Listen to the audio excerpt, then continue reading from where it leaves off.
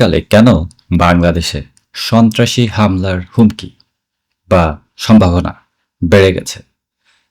এই প্রশ্নটা অনেকেই করছেন। আমার কমেন্ট সেকশনেও করেছেন। বাট আসলে কারণগুলি কি? দেখেন, বাংলাদেশ এই মুহূর্তে এমন এক ধরনের পরিবর্তনের মধ্য দিয়ে যাচ্ছে, যেটা মানুষের উপর জোর করে চাপিয়ে দেওয়া। বর্তমান সরকার, যাকে সিলেকশনের মাধ্যমে ক্ষমতায় আনা হয়েছে, তার আগে ইউনূস সরকার যে জোর করে, চক্রান্ত করে, মিটিকুলাস ডিজাইন করে ক্ষমতায় বসে যা খুশি তা করেছে, এবং তার আগে জুলাই আগস্টের গ্যাঞ্জাম, কেওস অথবা সন্ত্রাসী আক্রমণ।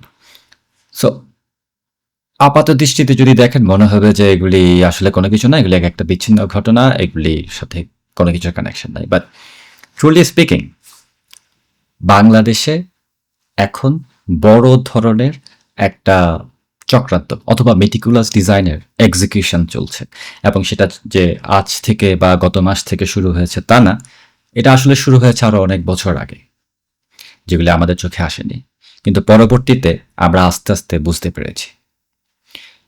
বাংলাদেশ জিওপলিটিক্যালি খুবই ইম্পর্ট্যান্ট একটা দেশ, খুবই important geopolitically, because China, India, Myanmar, বঙ্গোপসাগর, ইন্দো প্যাসিফিক জোন, যেটা খুবই ইম্পর্ট্যান্ট ওয়েস্টার্নদের জন্য, ইউরোপ, আমেরিকা, ন্যাটো, এটা এই পুরা জিওপলিটিক্যাল খেলায় বাংলাদেশের একটা রোল আছে।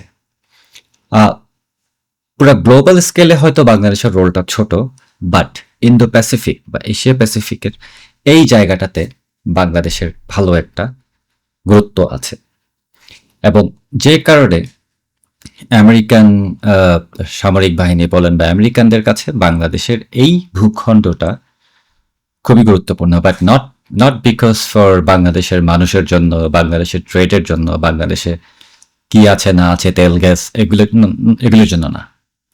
সিম্পলি বাংলাদেশ একটা প্রক্সি হিসেবে বা একটা লোকেশন হিসেবে গুরুত্বপূর্ণ।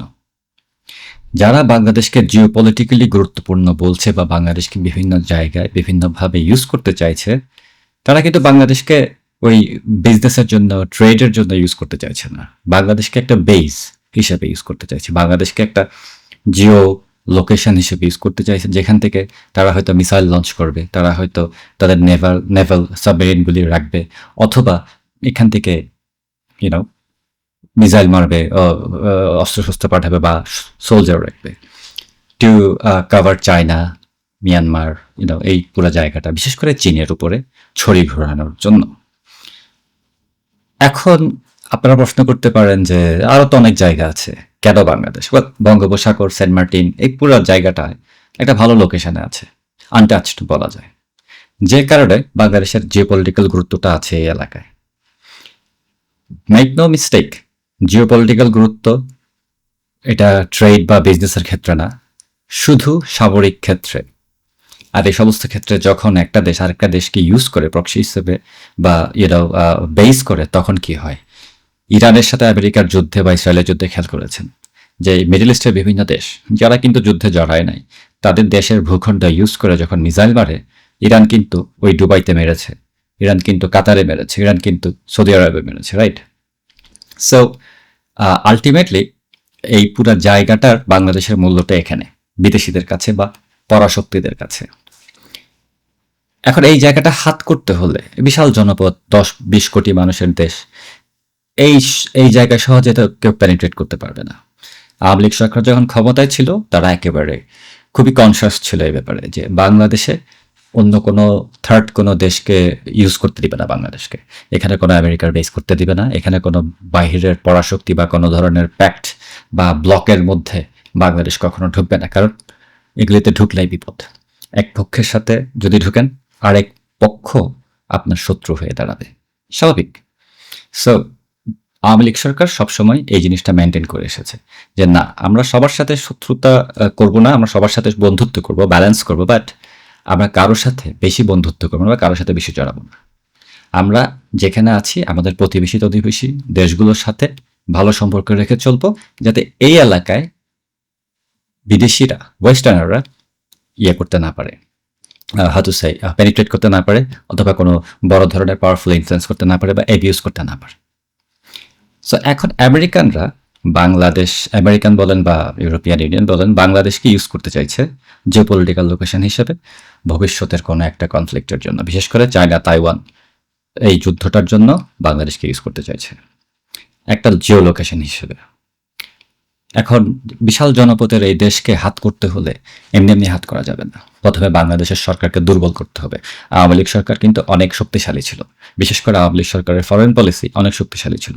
সহজে কারোর সাথে চুক্তি করতো না, সহজে কারোর সাথে বেশি বন্ধুত্বে জড়াতো না, ব্যালেন্স করে চলতো সবার সাথে। এই জিনিসটা আমেরিকানরা পছন্দ করে না। তাছাড়াও 1971 সালের পরাজয়ের পর থেকে বাংলাদেশকে কিন্তু আমেরিকা খুব একটা ভালো চোখে দেখে নেয়, কারণ এই পরাজয় তারা মেনে নিতে পারে নাই। তারা কিন্তু পাকিস্তানের পক্ষে ছিল, এখনো পাকিস্তানের পক্ষেই আছে। আর পাকিস্তান এখানে একটা ফ্যাক্টর, কারণ পাকিস্তান হচ্ছে আমেরিকার ভাড়াটে কুকুরের মতো, মানে ওয়েস্টার্নারদের ভাড়াটে কুকুরের মতো। আমেরিকার যখন প্রয়োজন হয় তখন পাকিস্তানকে ইউজ করে চাকর বাকরের মতো। এই মুহূর্তে আমেরিকা পাকিস্তানকে ইউজ করছে বাংলাদেশে সন্ত্রাসবাদ যেন ছড়ায় বা সন্ত্রাসবাদ যেন ছড়িয়ে যায় চারিদিকে, পেনিট্রেট করার চেষ্টা করছে। খেয়াল করবেন, পাকিস্তানের প্ররোচনায় বাংলাদেশ মক্কা প্যাক্টে ঢুকছে, যেটা একটা ভয়ঙ্কর ব্যাপার। মানে সরাসরি বাংলাদেশের প্রতিবেশীর সাথে সম্পর্ক খারাপ হয়ে যাওয়ার একটা আছে। কোথায় পাকিস্তান, কোথায় বাংলাদেশ, কোথায় ইন্ডিয়া, কোথায় সৌদি আরব? ইউসি, এখানে there is no use of this. কিন্তু এই জিনিসগুলি সব পাকিস্তানের প্রেসক্রিপশন, এবং আমেরিকা এখন পাকিস্তানকে ইউজ করছে বাংলাদেশে সব ধরনের জঙ্গি সন্ত্রাসী সংগঠন যারা মাথা চাড়া দিয়ে ওঠে।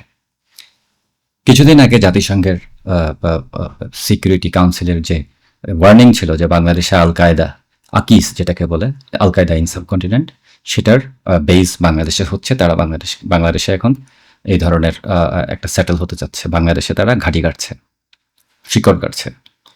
এগুলি কিন্তু ফেলা দেওয়ার মতো কথা না, this are very serious matter.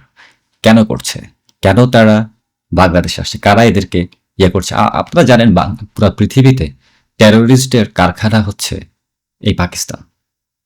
দুনিয়ার যত জায়গায় টেরোরিস্ট অ্যাটাক হয় দেখবেন যে ওখানের মধ্যে 5 জনের মধ্যে 3 জনই পাকিস্তানি থাকে। এটা একেবারে ধরাবাঁধা কথা। আরে ওসামা বিন লাদেনকে তো পাওয়াই গেছে পাকিস্তানে, তাই না? ওরাই তো আশ্রয় দিয়ে রেখেছিল। এটাতে পাকিস্তান বাংলাদেশের ভিতরে সন্ত্রাসবাদটাকে একেবারে স্ট্রিমলাইন করে ফেলছে। জামাত শিবির এখন বাংলাদেশের পার্লামেন্টে, জামাত শিবির একটা জঙ্গি গোষ্ঠী, রাজাকারের গোষ্ঠী। তারা বাংলাদেশ বিরোধী একটা শক্তি, স্বাধীনতা বিরোধী একটা শক্তি, কিন্তু কিভাবে জানি ভুল পাল্টে তারা এখন হয়ে গেছে বাংলাদেশের প্রধান, বিএনপির প্রধান বিরোধী দল। আর বিএনপির রোলটা হচ্ছে এখানে যে বিএনপি ক্ষমতার জন্য এতই পাগল হয়ে গিয়েছিল যে তারা যা খুশি তা করতে রাজি। সেটা আমেরিকার সাথে দেশের স্বার্থ বিরোধী চুক্তি হোক, ইন্ডিয়ার সাথে শত্রুতা করে হোক, বা মক্কা প্যাক্টে জয়েন করে হোক, বা পাকিস্তানের পা চেটে হোক, এনিথিং দে ক্যান ডু। তারা যা পারে তাই করবে জাস্ট ক্ষমতায় আসার জন্য। তারা ক্ষমতায় এসে দেশকে লুটেপুটে খায়, এটা আগেও দেখেছি, এখনও দেখছি, কিন্তু দেশকে উপরের দিকে তুলতে পারে না। এর আগে যখন বিএনপি ক্ষমতা ছিল তখনও কিন্তু জঙ্গিরা মাথাচাড়া দিয়ে উঠেছিল, right? JMB, Ansarullah Bangla team, এই সে কত কিছু দেখলাম আমরা, রাইট? 21 আগস্টের গ্রেনেড হামলা তো শুরু করে 64 জেলার মধ্যে 63 জেলায় একসাথে বোমা বিস্ফোরণে নালদারিগুলি আমরা দেখে আসছি। এবারও ঠিক একই পথে যাচ্ছে, এবং বিএনপি মানুষকে কিন্তু কোনো কিছু অফার করতে পারছে না, না শান্তি অফার করতে পারছে না, সিকিউরিটি অফার করতে পারছে না, টাকা পয়সা অফার করতে পারছে না, একটা ভালো অর্থনীতি অফার করতে পারছে, বিদ্যুৎ, তেল, গ্যাস, কোনো কিছুই নাই। এবং তারা অলরেডি এটা বলছে যে এত সহজে আমরা এত কিছু দিতে পারবো না, 2-3 বছর লাগবে। 2-3 বছরে বাংলাদেশের অবস্থা এমনি তো খারাপ হয়ে যাবে। দেয়ার ইজ নো ওয়ে যে বাংলাদেশ বেসিকলি সোজা হয়ে দাঁড়িয়ে থাকবে, কোমর ভেঙে যাবে বাংলাদেশে। বাংলাদেশকে যত দুর্বল করা হবে, জঙ্গি সন্ত্রাসী গোষ্ঠী তত বেশি শক্তিশালী হবে, তারা তত বেশি ডেসপারেট হবে, এবং যত দ্রুত বাংলাদেশে গ্যাঞ্জাম শুরু করা যায়, বাংলাদেশে বিভিন্ন ধরনের টেররিস্ট অ্যাটাক করা যায় বা এই ধরনের, তত দ্রুত পশ্চিমা এই সমস্ত শক্তিগুলো একটা এক্সকিউজ পাবে, একটা অজুহাত পাবে বাংলাদেশে কিছু একটা করার। সেটা বিভিন্ন ধরনের প্যাকেজে হতে পারে, সেটা টেররিস্টের এগেনস্টে, টেরোরিজমের এগেনস্টে যুদ্ধ হতে পারে, সেটা বাংলাদেশের সিকিউরিটির জন্য একটা বেস স্টেশন হতে পারে। It could be many thing, but package একই, মোড়কটা একই। সব কিছু মিলিয়ে বাংলাদেশকে তারা হাত করবে এভাবে, যেহেতু সোজা পথে হয় না, আঙ্গুল তারা বাঁকা করেছে, একটা রেজিম চেঞ্জ করিয়েছে, ইউনুসকে বসিয়ে জঙ্গি টঙ্গি সব ছেড়ে দিয়েছে, এখন বিএনপি এসেছে, একই ধারায় যাচ্ছে। জঙ্গিরা ঘোরাঘুরি করছে, পাকিস্তানের সাথে হাত মিলাচ্ছে, পাকিস্তানের সাথে হাত মিলিয়ে মক্কা পেকটে যাচ্ছে, and all this thing synchronise করেন, আপনি একটার পর একটা মিলিয়ে দেখেন।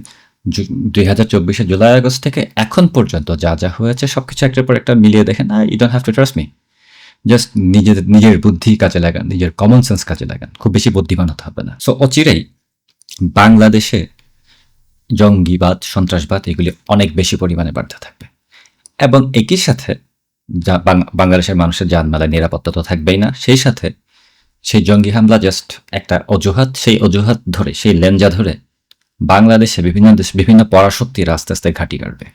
আস্তে আস্তে আপনার স্বাধীনতা অন্যদিকে চলে যাবে, অন্য দেশের হতে চলে যাবে।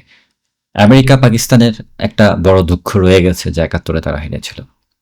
তাদের মনের ভিতরে এখনো ঘোরাঘুরি করে যে বাংলাদেশকে আবারও পাকিস্তানের অংশ করে ফেলবে, আরেকটা ইয়ে করে ফেলবে, অ্যানেক্স করে ফেলবে, পার্ট করে ফেলবে, কারণ তাদের প্রতিশোধ তো নিতেই হবে, রাইট? তারা কিন্তু এগুলি ভুলে নাই, তারা এগুলি এখনো করার চেষ্টা করে এবং করে যাচ্ছে। সো আপনার স্বাধীনতা আসলে কতক্ষণ থাকবে, আই হ্যাভ নো আইডিয়া। কিন্তু বাংলাদেশে যে ভবিষ্যতে এবং সামনের কিছুদিনের মধ্যে যে জঙ্গিবাদ, সন্ত্রাসবাদ মাথাচাড়া দিয়ে উঠবে, এবং সেই জঙ্গিবাদ, সন্ত্রাসবাদের অজুহাত দিয়ে আপনার বাড়িঘর কেড়ে নেওয়া হবে, আপনার নিজের দেশ কেড়ে নেওয়া হবে, এই ব্যাপারে মোটামুটি নিশ্চিত থাকেন। এগুলো ঠেকাতে পারে একমাত্র আওয়ামী লীগই, এসব ঠেকাতে পারে একমাত্র শেখ হাসিনা। শেখ হাসিনা উনি জানেন যে কিভাবে জঙ্গিবাদ ঠেকাতে হয়, কিভাবে রেডিক্যালস, রাজাকারদের ঠেকাতে হয়। এই জন্য এরা তাকে জমের মতো ভয় পায়, ওনাকে জমের মতো ভয় পায় এই সমস্ত সন্ত্রাস বিরোধী, এই সমস্ত দেশ বিরোধী শক্তিরা। End of the day Sheikh Hasina উনি বাংলাদেশে ফেরত যাবেন, বাংলাদেশকে ঠিকই উদ্ধার করার চেষ্টা করবেন, কিন্তু কাজটা ওনার একার না, এখানে আপনাদেরও কাজ আছে, বাংলাদেশের সাধারণ মানুষেরও কাজ আছে। আপনাদের সচেতন হতে হবে আপনারা কাদেরকে বিশ্বাস করছেন। আপনারা এই সরকারকে বিশ্বাস করতে পারেন না, আপনারা এই জামাত শিবিরকে বিশ্বাস করতে পারেন না। এদেরকে বিশ্বাস করবেন তো ধরা খাবেন। অলরেডি বিশ্বাস করে বিশাল বড় একটা ধরা খেয়েছেন, রাইট? ইউনূস তো আপনাদেরকে একেবারে খুবই লজ্জাজনকভাবে ধরা দিয়েছে, ধরা খেয়েছেন, এবং ভবিষ্যতে আরো বড় বড় ধরা খাবেন। এ তো কিছুই না। সো কাদেরকে বিশ্বাস করবেন, কাকে বিশ্বাস করবেন, কাকে বিশ্বাস করবেন না, যদিও সম্পূর্ণ আপনার ব্যক্তিগত ব্যাপার, বাট বিশ্বাস করার আগে নিজের ফ্যামিলির দিকে একবার তাকাবেন, নিজের পরিবারের নিজের সন্তান, নিজের এলাকা, নিজের দেশের দিকে একবার তাকাবেন যে আদৌ এই দেশটা আপনার থাকবে কিনা। আশা করি বুঝতে পেরেছেন।